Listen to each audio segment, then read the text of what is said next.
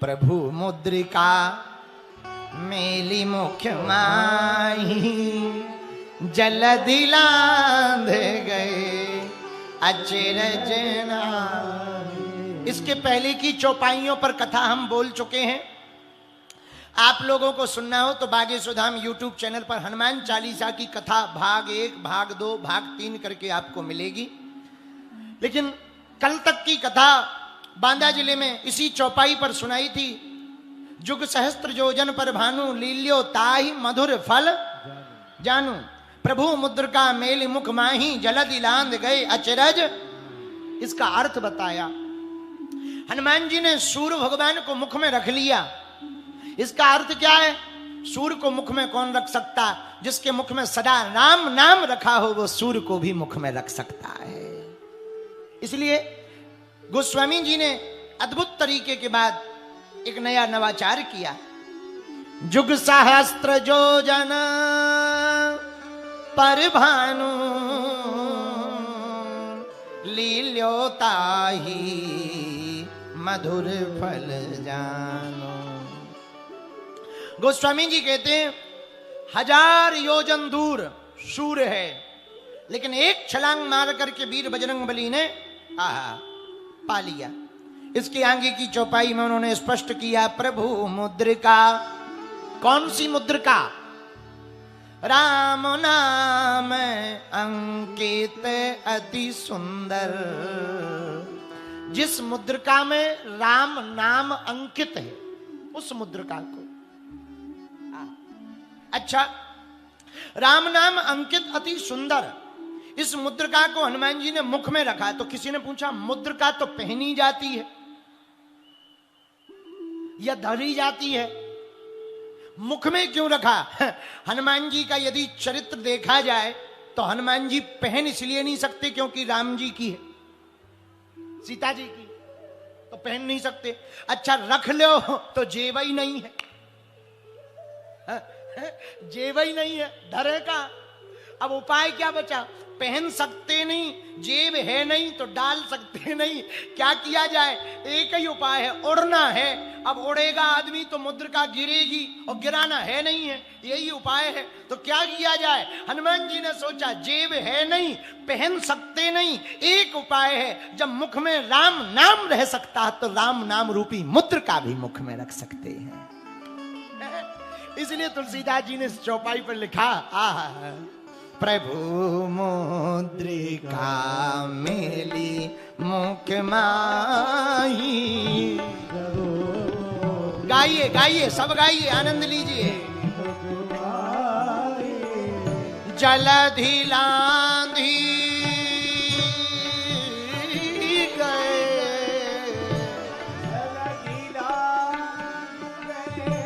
अचरज नाही।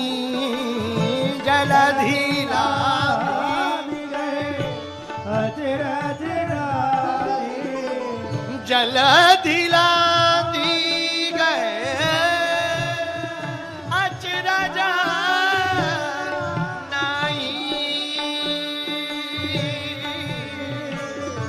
जलधि लांघ गए अचरज प्रभु मुद्रिका मेरे मुख माही। प्रभु मुद्रिका मेरे मुख माही। इसका दूसरा अर्थ और सुने। दूसरा अर्थ क्या? प्रिय श्रोताओ, हनुमान जी हैं बलसागर।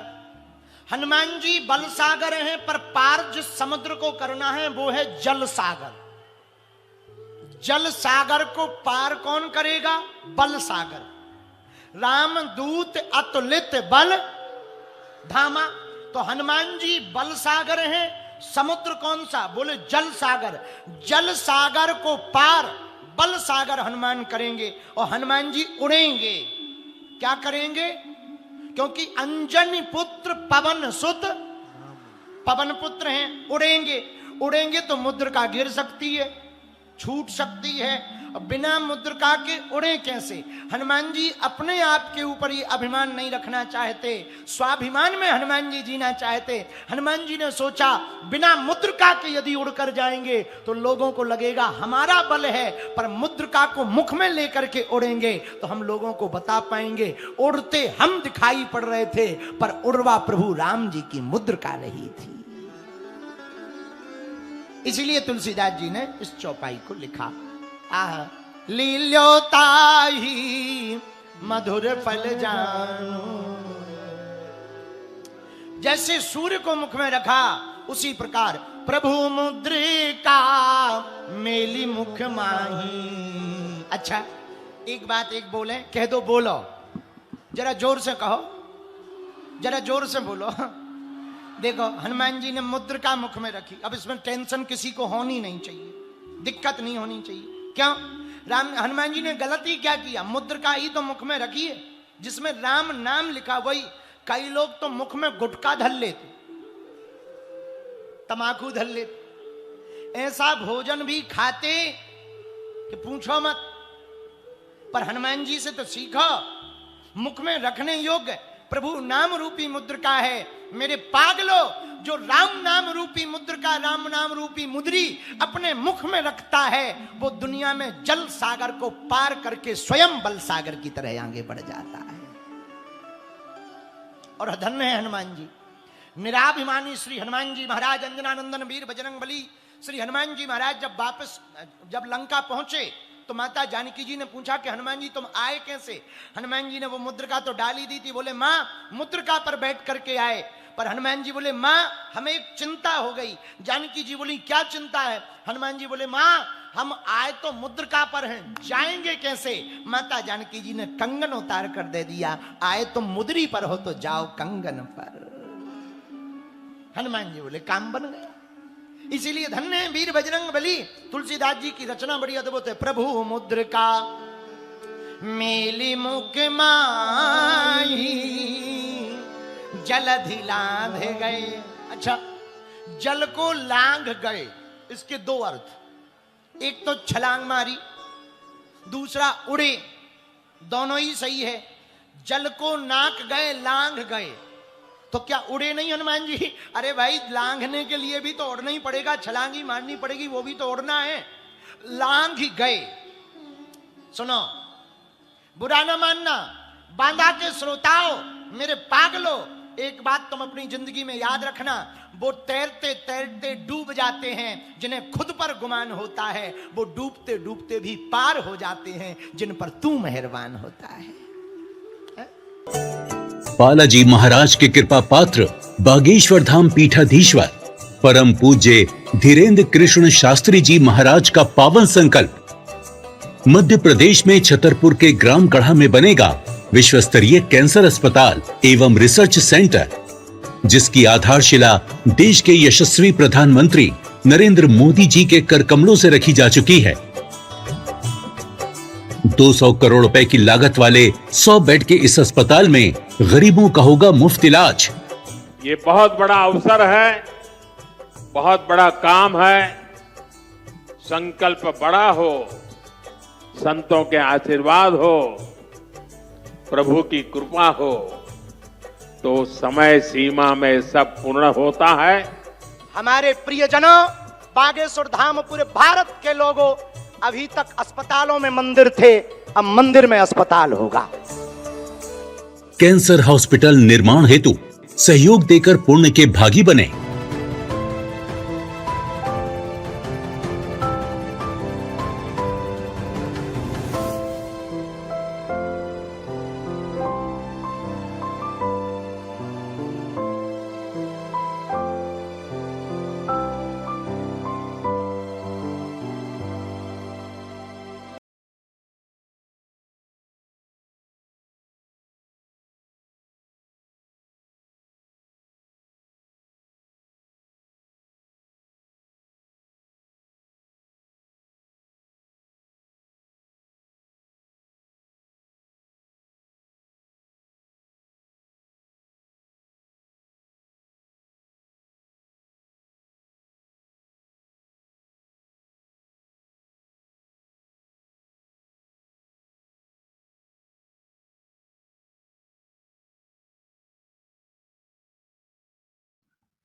जय श्री बागेश्वर धाम।